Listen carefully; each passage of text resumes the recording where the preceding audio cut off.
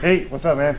Hey, what are you doing? Oh, cool. I have another customer T50 to build. We're doing some deburr work. So why is deburr important on a manual transmission?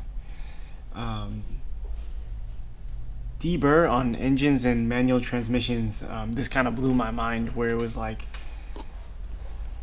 taking away material actually makes this piece stronger. And so how does that happen?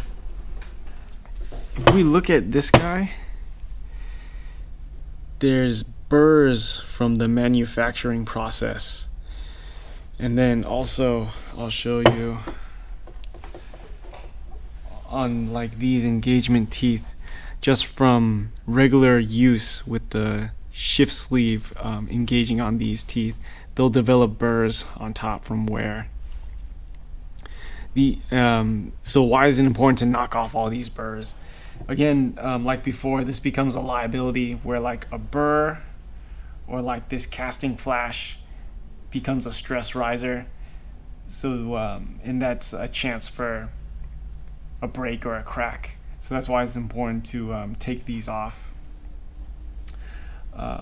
Also, this excess stuff will break off and just go into the transmission anyway and just become foreign material. These engagement teeth, if they have like a little bit of wear, like some nicks, uneven wear, you can actually reshape them a little bit. In this case, with this vintage of transmission where parts are essentially unobtainable now, like where are you going to get another reverse gear? You may have no other option but to recondition or reshape these gears as best as you can.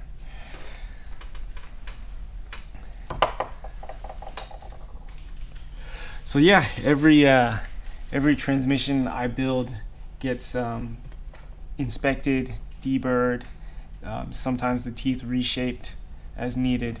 Although it takes a long time and it's really tedious to deburr the gear set, I definitely consider it something that's mandatory when you rebuild a manual transmission. So thank you guys again for watching. Remember to like and subscribe. Check the description below for the website for merch. And also consider supporting us on Patreon. Thanks again, you guys. See you next time.